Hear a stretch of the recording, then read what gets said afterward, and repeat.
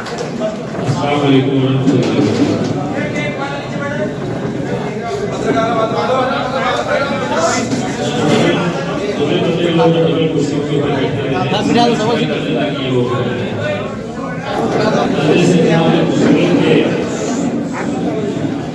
महाराष्ट्र के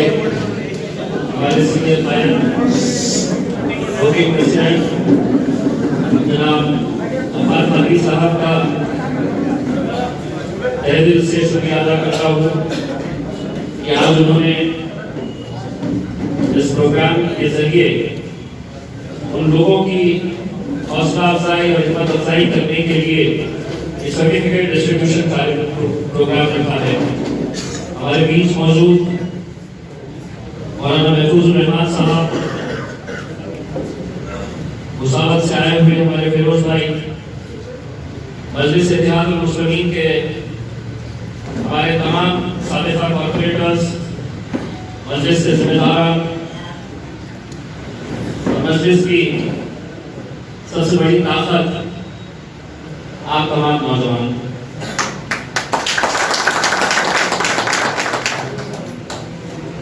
पिछले 4 महीनों के अंदर हम सबने देखा है कि किस तरह के मैं कुछ दिन पहले एक मीटिंग के सिलसिले में दिल्ली गया था और 1 हफ्ता पहले मैं मुंबई गया था और वहां के दोनों शहरों की जब हालत देखा, वहां पे कैसा लॉकडाउन है, और जब वापस औरंगाबाद शहर के अंदर आया और देखा कि कैसा लॉकडाउन है, तो लोग जब पूछे कि औरंगाबाद से खत्म हो गया है, तो मैं लोगों को यही कहता हूं, कोरोना का डर नहीं है, क्योंकि हमारा यकीन हमारे रब के ऊपर है। इतनी एहतियात हमें करनी चाहिए, हम पिछले 4 महीनों से करते आ रहे हैं और यकीनन अपने आप को महफूज रखने के लिए, अपने घर वालों को महफूज रखने के लिए जो भी प्रिकॉशनरी मेजर जिसे कहते हैं वो हम लेते आए हैं और इंशाल्लाह आगे भी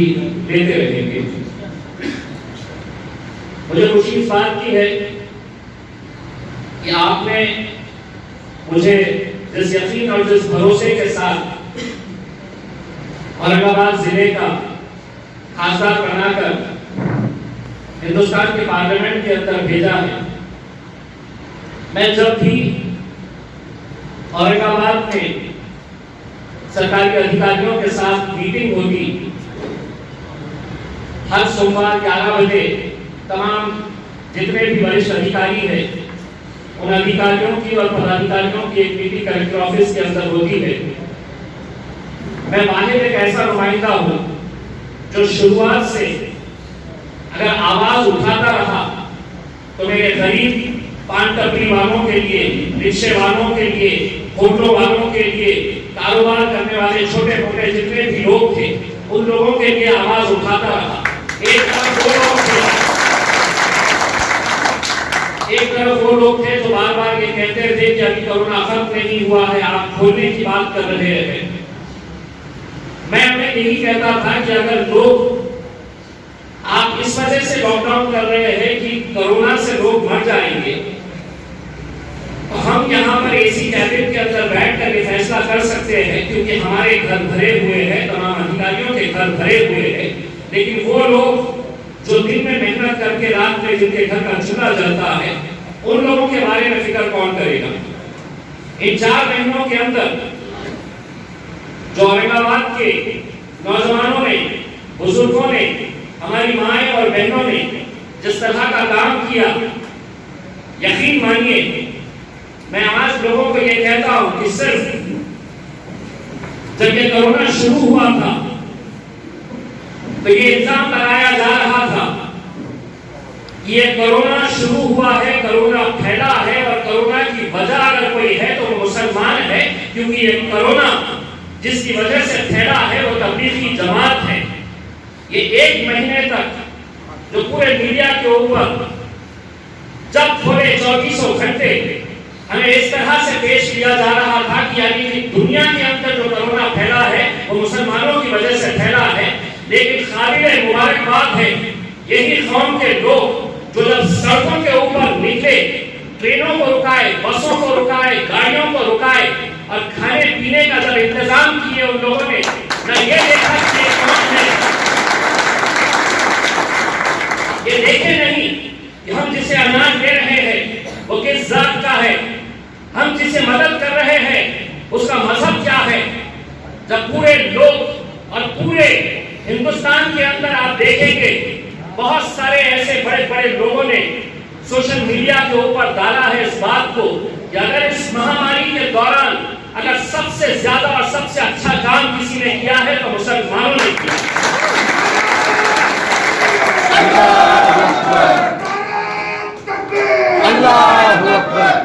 दोस्तों, मेरे कहने का मतलब यह है कि एक तरफ हमारे ऊपर यह इल्जाम लगाया जा रहा था कि हमारी वजह से ये बीमारी फैली है, और दूसरी तरफ यही कौम जब सड़कों के ऊपर निकली और जब लोगों को मदद करने के लिए आगे आई तो कितने सारे लोग जो ये जहन बना चुके थे कि यही मुसलमानों की वजह से, यही दाढ़ी वालों की वजह से, यही टोपी वालों की वजह से आज कोरोना फैला है। मैं समझता हूँ इन 4 महीनों के अंदर अगर मुसलमानों ने दावत का सबसे अच्छा काम किया है तो दावत का ये काम किया है उन्होंने अपने अमाल के जरिए ये दिखाया है कि ये मजहब आपको कैसी तालीम देता है, और इस मजहब के जरिए तो आपने अपना काम किया है। मैं समझता हूँ कि हम कितने भी लोगों को बताएं कि हमारा मजहब क्या है तो शायद उन्हें समझ में नहीं आता, लेकिन 4 महीनों के अंदर आपने उनके जहनों में बनाया है कि नहीं ये कौम है तो वाकई में हमदर्द कौम है, लोगों के साथ खड़े रहने वाली कौम है। इसीलिए मैं आप सबको मुबारकबाद देता हूँ।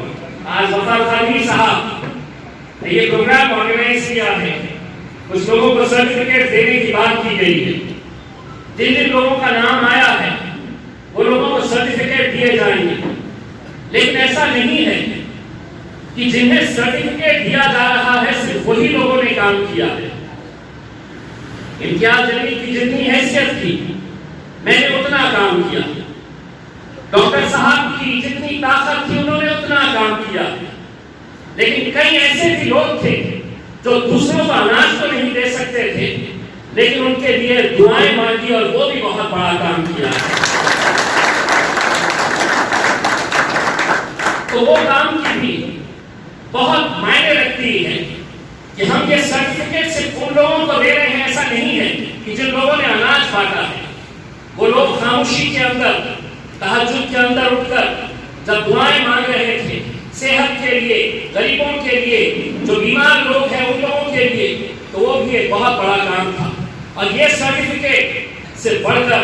वो सर्टिफिकेट है जो इंशाअल्लाह आपको हश्र के मैदान के ये काम भी बहुत काबिल तारीफ काम था। ये सर्टिफिकेट यकीनन लोगों की हौसला अफजाई के लिए होते थे, लोगों की पीठ थपथपाने के लिए होते थे। जाने अनजाने में हो सकता है कि डॉक्टर साहब से भी 8-10 नाम छूट गए होंगे, हो सकता है कि मेरे से भी कुछ नाम छूट गए होंगे, क्योंकि उस वक्त के हालात ऐसे थे कि ये जरूरी नहीं है कि इम्तियाज जलील अपनी दुआ बैंक के जरिए अपने ऑफिस के अंदर जो काम कर रहा है वो दिख रहा है, लेकिन अगर कोई शख्स अपने घर में एक्स्ट्रा 4 रोटी बनाया है और अपने पड़ोस को खिलाया है तो सर्टिफिकेट का हकदार वो। और ऐसे अल्हम्दुलिल्लाह बहुत सारे लोग, अनगिनत लोग थे जिन्होंने ये काम को अंजाम दिया है। कई लोग हमने खुद में भी ये देखा और हमने खुद में भी ये कहा था कि हमारी तालीम, हमारा मजहब ये कहता है कि अगर आप दाएं हाथ से अगर किसी की मदद कर रहे हैं तो बाएं हाथ को पता नहीं चलना चाहिए। कई लोगों ने खामोशी के अंदर भी बहुत अच्छा काम किया, वो भी मुबारकबाद के हकदार हैं। मैं आप तमाम नौजवानों की जितनी तारीफ करे वो कम है। आप लोगों का मैं तहे दिल से शुक्रिया अदा करता हूँ कि आप लोगों ने ऐसे वक्त के अंदर खड़े होकर उन मजबूर लोगों का, उन बेसहारा लोगों का, मुझे आप लोगों को ये बताना है कि जब हजारों लोग जो उत्तर प्रदेश से, बिहार से, झारखंड से, पश्चिम बंगाल से जब यहाँ के लिए निकले तो सरकार ने उनसे ये कहा था कि आप ऑनलाइन फॉर्म भर दो। सोचिए आप कि एक मजदूर, एक गरीब आदमी जिसके पास ना वो स्मार्टफोन है, वो कहां से ऑनलाइन सबमिशन देता था। उस वक्त जब हमने ये फैसला लिया कि हम अपने दफ्तर बनाएंगे, वो तमाम नौजवान जो दिन और रात मेहनत कर रहे थे, और जब उन्हें वहां अपने घर जाने का पास दिया जाता था तो मैंने कितने ऐसे लोगों को देखा जो अलग अलग मजहब के थे, अलग अलग धर्म से ताल्लुक रखने वाले थे, लेकिन उन्हें हमने सिर्फ जब वो पास देते थे तो उनकी आंखों के अंदर जो आंसू थे और जो गिड़गिड़ाकर रोकर शुक्रिया अदा करते थे, यकीन मानो उन आंसुओं की कीमत एक सर्टिफिकेट से चुकाई नहीं जा सकती। जिस तरह से एक पैगाम उनके अंदर गया कि हमारे जब बुरा वक्त हमारे ऊपर आया था, जब हम लोग परेशान थे, आज पूरे हिंदुस्तान के अंदर वो लोग गए हैं और अपने अपने गांव में, अपने शहरों के अंदर आपका अपना नाम तो रोशन किए ही है, लेकिन मजलिस इत्तेहादुल मुस्लिमीन का परचम भी इस जमात के ताल्लुक से ये कहा जाता था कि ये फिरका परस्त जमात है। बताइए मुझे, ऐसा कौन सा यहाँ पर नौजवान है जो मदद करने के लिए जाता था तो क्या ये लोगों से पूछता था कि तुम्हारी जात क्या है, तुम्हारा धर्म क्या है, तुम्हारा मजहब क्या है? उस वक्त सिर्फ ये देखा जाता था कि जरूरतमंद कौन है और किसे मदद करनी चाहिए, और वो काम आप लोगों ने किया है। आप लोग मुबारकबाद के हकदार हैं। गफार खादी साहब ने बताया है कि धीरे धीरे अब हम लोग हमारी नॉर्मल जिंदगी की तरफ लौट रहे हैं। हालांकि सरकार तो कह रही है कि नहीं, अभी भी बंद करेगी, तो हम तो सरकार से ये कहेंगे अगर सोच रहे हैं बंद करने का तो पूरा महाराष्ट्र बंद करो, औरंगाबाद बंद नहीं होगा।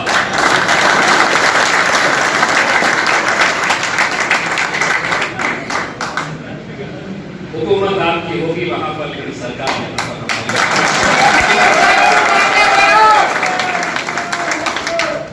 तो डॉक्टर साहब ने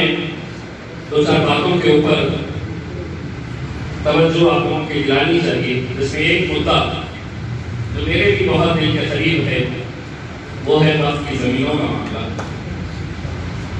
बिल्कुल सही बात है। बहुत अफसोस होता है जब मैं जामिया रोड से गुजरता हूँ और ये सभी लोग जानते हैं कि पूरा जामिया रोड जो है वो वक्फ की जमीन है, लेकिन वहां पर बताइए कितने हमारे जरूरतमंद लोग वहां पर उस जमीन के ऊपर पेड़ उगा रहे हैं। आप लोगों को मालूम होगा कि क्रांति चौक के ऊपर जब हमने आंदोलन किया था, ये जानते हुए वक्फ बोर्ड के पूरे अधिकारियों को हमने लेकर गए थे वहां पर, वहां से बोर्ड उठा कर देखा था। हमारे पूरे कॉर्पोरेटर्स हमारे साथ में थे, पूरे कॉलम तोड़ डाले थे भाई के सामने गिरा के। तो हर चीज करने के बाद हमारे हिस्से क्या लगा, वहां पर हमारे ऊपर केसेस रजिस्टर किए गए, वो केसेस आज भी चल रहे हैं। बाद में पता चला कि वही वक्त के अधिकारी, वही वक्त का जो बोर्ड है, वो लोग मिलकर साठ-गांठ कर लेन-देन कर दोबारा फिर वहीं पर बिठा दिया गया। एक और प्रॉपर्टी का हमने काम रुकवाए थे जालना रोड के ऊपर, जहां पर एक खन्ना सेठ को बेच दी गई थी। मुझे फख्र है इस बात का कि 48 घंटों के अंदर मैंने वो काम रुकवाया था। ये कहा था कि अगर नहीं आज जालना रोड के ऊपर कैलाश पेट्रोल पंप, जहां पर एक बहुत बड़ा मॉल तैयार किया गया, बहुत बड़ा मॉल तैयार किया गया, एक एक दुकान की कीमत वहां पर 1.5 करोड़ रुपया है। जमीन किसकी है? वक्फ बोर्ड की जमीन है। हमारे सामने दो बातें हैं, या तो अपनी इस जायदाद को लुटता हुआ देखे और खामोश बैठे, या एक ताकत बनकर खड़े रहे और लड़े। मैं चाहूंगा, मैंने डॉक्टर साहब से भी दोपहर में जब डॉक्टर साहब ने ये बताया, मैंने उनसे ये कहा, डॉक्टर साहब ये काम हमें बिल्कुल एक अच्छे तरीके से, टाइम तरीके से, जो अच्छे नौजवान हैं जिनको जमीनों के बारे में मालूमात है, जो अपना वक्त दे सकते हैं, अगर अच्छी टीम अगर तैयार की गई तो यकीन मानिए एक बहुत बड़ी ताकत हम बना सकते हैं। हम दूसरे शहरों के बारे में तो नहीं, लेकिन औरंगाबाद शहर के अंदर डॉक्टर साहब एक बार हुक्म दे दो, वक्फ बोर्ड के अंदर भी हल्ला बोल किया जाए। जो सीधी उंगली से नहीं मानेंगे, उंगली टेढ़ी की जाएगी। ये सब आज इसलिए करना जरूरी है कि जब मैं देखता हूं वहां पर एक एक धन्ना से 1.5 करोड़ रुपए की दुकान खरीद कर राज क्लॉथ स्टोर किसकी जमीन पे है? कैलाश बाफना। दूसरा, तनवानी साहब के भाई उनके साथ एग्रीमेंट करके ये जमीनें हमारी है, लेकिन अफसोस इस बात का है कि हम अपनी आंखों के सामने इसे लुटता हुआ देख रहे हैं, लेकिन हम बेबस हैं, क्योंकि बेचने वाले और पूरे इसको बर्बाद करने वाले कोई गैर नहीं, हमारे अपने ही हैं। और अगर हमको एक ताकत बनकर खड़े रहना है तो इन सबको बताना पड़ेगा, हमें ये जायदादें वापस लेनी पड़ेगी। मैंने डॉक्टर साहब से ये कहा कि इसका नेतृत्व आपको करना है, क्योंकि आपको जमीनात के बारे में मालूमात ज्यादा है, अपना तो 20-25 का भी रिकॉर्ड नहीं है। दूसरी बात यह है कि मजलिस के ताल्लुक से जो सोशल मीडिया के ऊपर ये बात चल रही थी कि आज गोश्त का भी डिस्ट्रीब्यूशन होना है, अली ममदानी साहब पकड़ लेकर डांस करना शुरू कर दिया। ये तो गोश्त के ताल्लुक से हमने आज तक जब भी कोई अहम फैसले है, वो अहम फैसले भले ही हम आपस में डिस्कस करके करेंगे, लेकिन जब तक हमें असद साहब की तारीफ नहीं मिलती है, असद साहब ये बताते नहीं, और इसी दौरान हमारी चर्चा होते वक्त एक बार सुझाव आया है जो हम आपसे पूछना चाहते हैं कि हम उसके ऊपर अमल करेंगे कि अगर आज हम पोस्ट दे दें किसी को, 4 महीने के बाद अगर इलेक्शन होना है महानगर पालिका और वही पोस्ट होल्डर कहा कि मुझे भी टिकट देना है, तो हम ये सोच रहे हैं जो पदाधिकारी, हम ये सोच रहे हैं कि जो पदाधिकारी पोस्ट लेगा वो टिकट नहीं लेगा।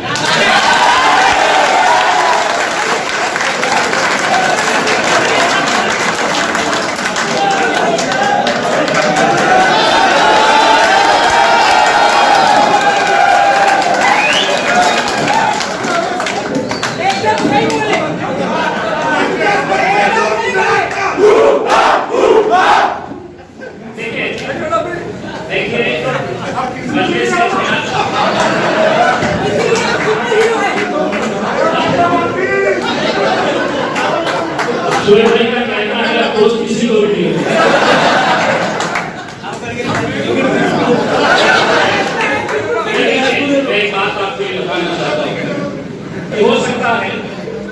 कि कल हम अगर किसी को मस्जिद का शहर अध्यक्ष बनाते हैं या जिला अध्यक्ष अगर हम बनाते हैं, तो उस शख्स को ये बात समझनी चाहिए कि एक कॉर्पोरेटर से कहीं ज्यादा पावरफुल वो पोस्ट है जो वो होल्ड करेगा। लेकिन अगर सभी ने कहा कि नहीं पोस्ट भी मुझे ही मिलना, और टिकट भी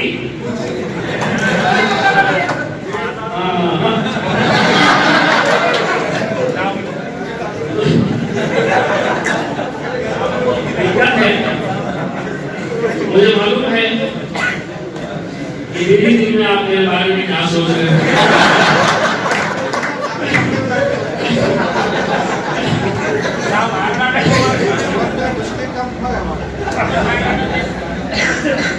अगर ये फैसला लिया नहीं गया है, लेकिन अगर मेजॉरिटी अगर इसकी तारीफ में है तो हाथ ऊंचा करके ताली बजाते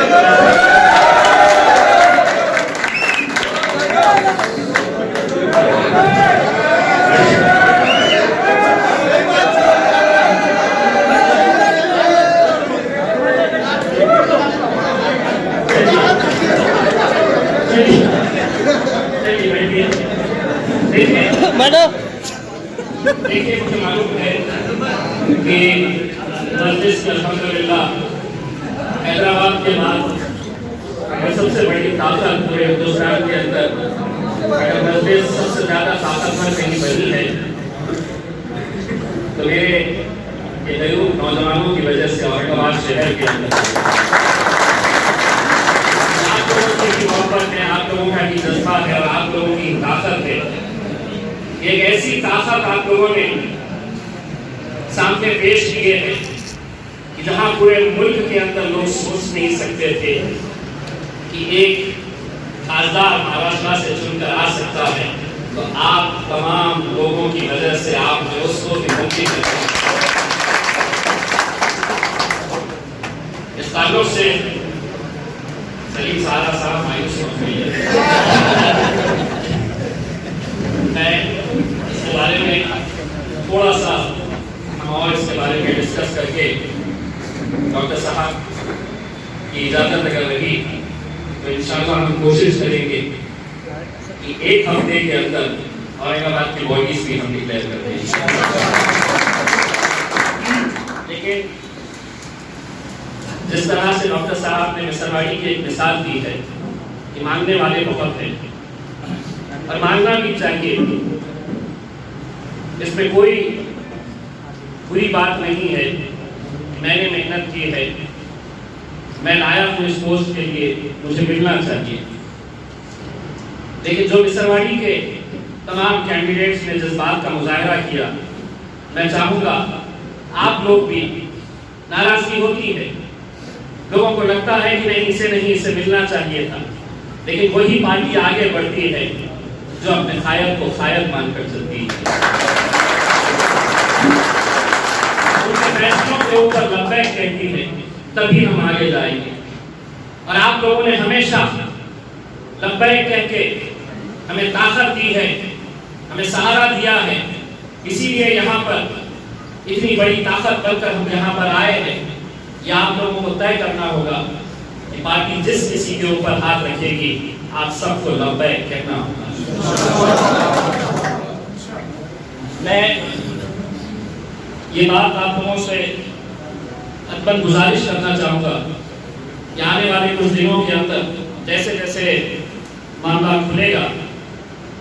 डॉक्टर साहब अपनी एक टीम तैयार कर लेंगे वक्फ बोर्ड के ताल्लुक से। लेकिन एक बड़ा धरना हम इंशाअल्लाह वक्फ बोर्ड के लिए,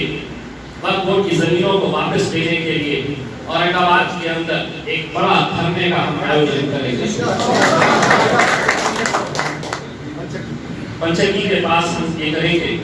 दूसरा, लाइट के ताल्लुक से जो बिजली बिल माफ करने के लिए जो एक आंदोलन महाराष्ट्र के एक ही दिन एक ही वक्त तमाम पूरे महाराष्ट्र के जिले में, गांव में,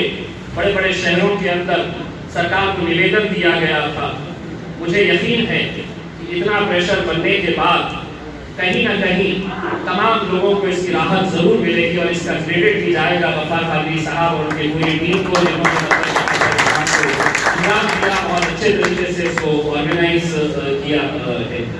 बस यही चंद बातें हैं आप लोगों से कहने के लिए यहाँ पर हम हाजिर हुए थे।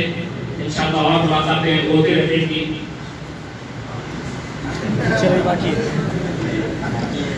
कुछ देर पहले तो उनके चेहरे खिले हुए थे।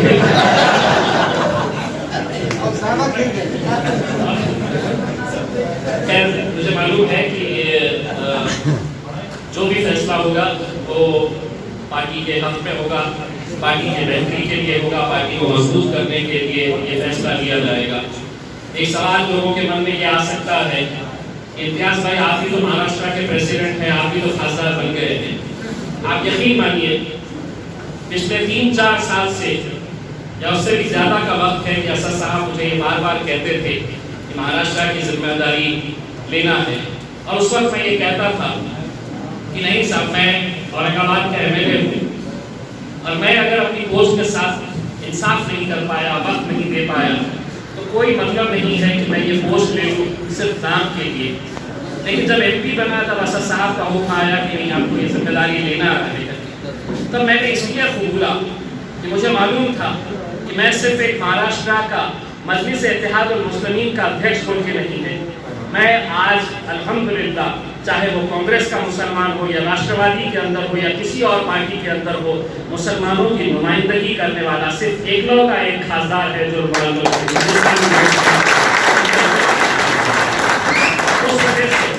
मैंने ये कबूल किया था। बस आप तमाम लोगों से एक बार फिर से मैं गुजारिश करूँगा कि हो सकता है कि इस पूरे इसमें कुछ लोगों के अगर नाम रह गए हैं तो आप अपना नाम दर्ज कराइए, डॉक्टर साहब के पास बताइए। इसके लिए किसी को नाराज होने की जरूरत नहीं है कि मैंने भी काम किया था, मेरा भी नाम छूट गया है। मकसद सिर्फ यही है, आप तमाम लोग इसके हकदार हैं मुबारकबाद के। आज सभी को बहुत बहुत एक बार फिर से मुबारकबाद पेश करता हूँ। बहुत बहुत शुक्रिया।